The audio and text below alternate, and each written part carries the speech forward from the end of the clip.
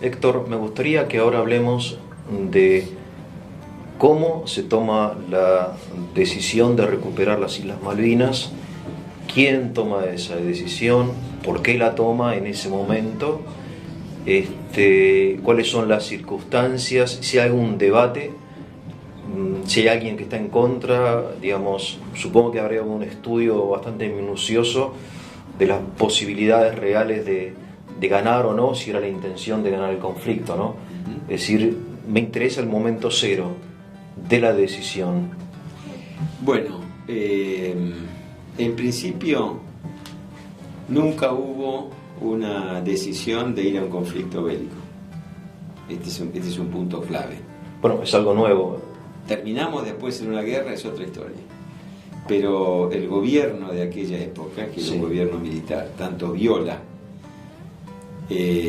durante la presidencia de Viola es cuando se inician los estudios referidos al problema Malvinas, y durante la presidencia de Galtieri, que es cuando se toma la decisión de ejecutar la Operación Rosario, en ninguna de las dos alternativas el supuesto era ir a un conflicto con Gran Bretaña. Es decir, nunca se pensó en ir a una guerra.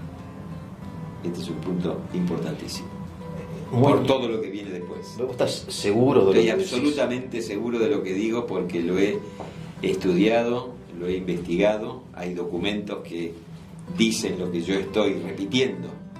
No es que yo esté inventando algo, yo estoy repitiendo lo que dicen los documentos que constan, por ejemplo, como anexos en el informe Rattenberg, la Directiva Estratégica Nacional número 1 y 2 y la Militar número 1 y 2, que fueron elaboradas por la Junta Militar para prever qué hacer con el problema de Malvinas. ¿Cuál era el problema de Malvinas?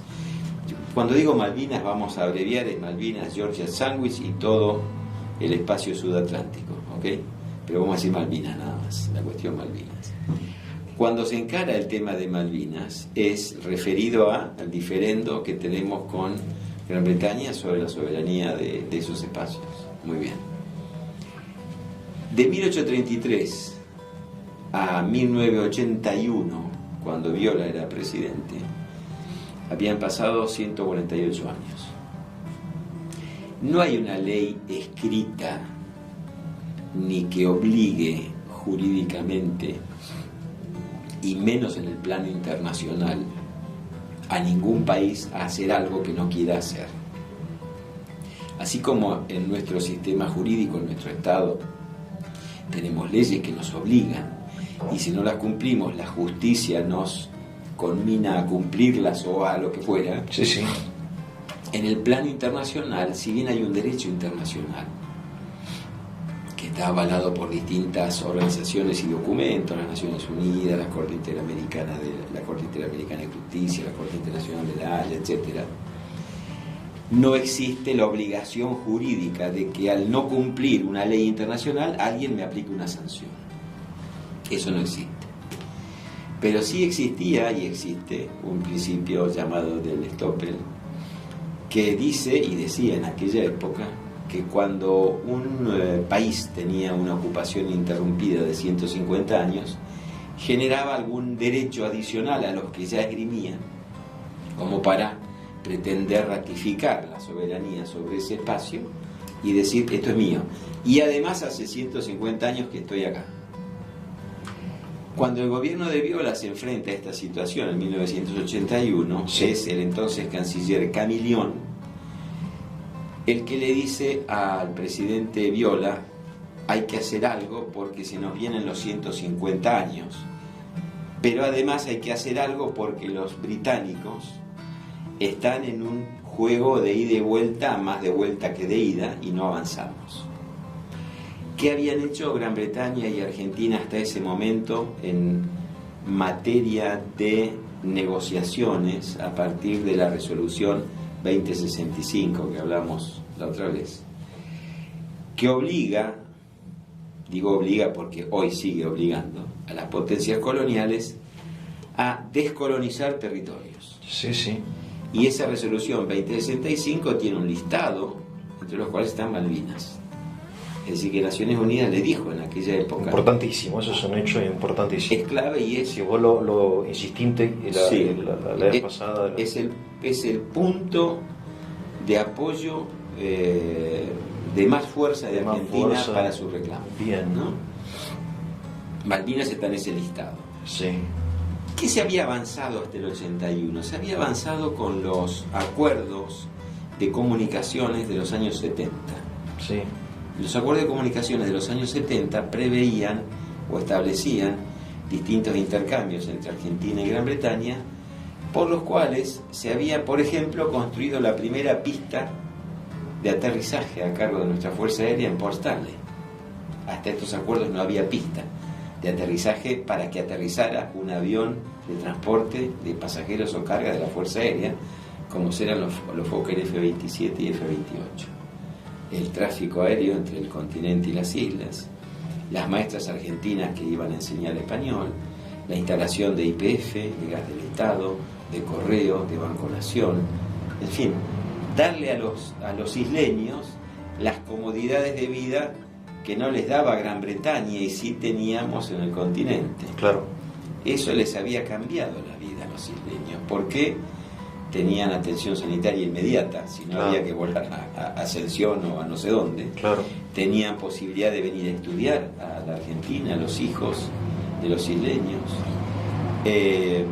Tenían posibilidades de viajar, de venir, de comprar, de comerciar, de volver. Es decir, había un trato muy fluido, muy interesante. Pero hasta ahí llegaba Gran Bretaña. O sea, claro, todo bien, pero de soberanía no hablemos. Claro. Y sin embargo, Argentina quería hablar de soberanía.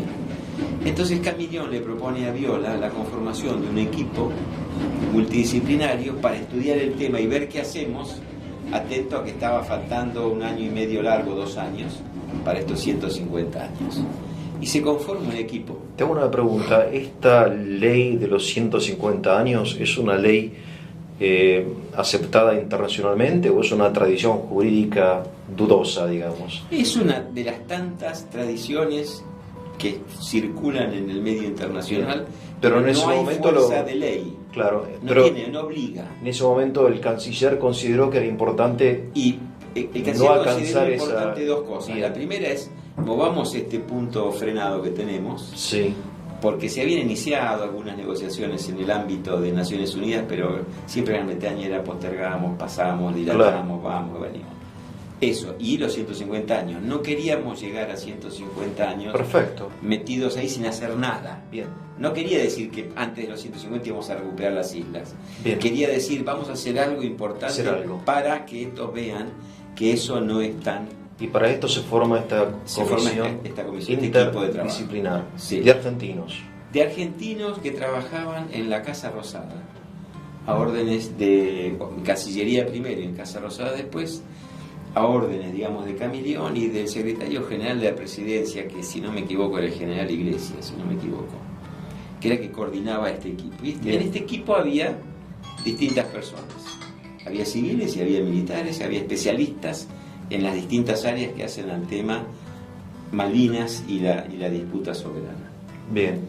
Y este equipo empieza a trabajar, mientras Camillón se reúne con su par británico, estamos hablando de abril, mayo del 81, se reúne con su par británico para empezar a mover la piedra que estaba parada, y después de 2 o 3 reuniones entre Camillón, el canciller británico, no me acuerdo el nombre ahora, más los funcionarios argentinos en Naciones Unidas con sus pares británicos, llegan a la conclusión de que la estrategia británica era dilatar y no hacer nada. Siempre había una excusa para nos reunimos dentro de 3 meses. ¿Estarían esperando los 150 años? Yo creo que una jugada era esa. Vamos a ver después cuáles podían ser las otras jugadas.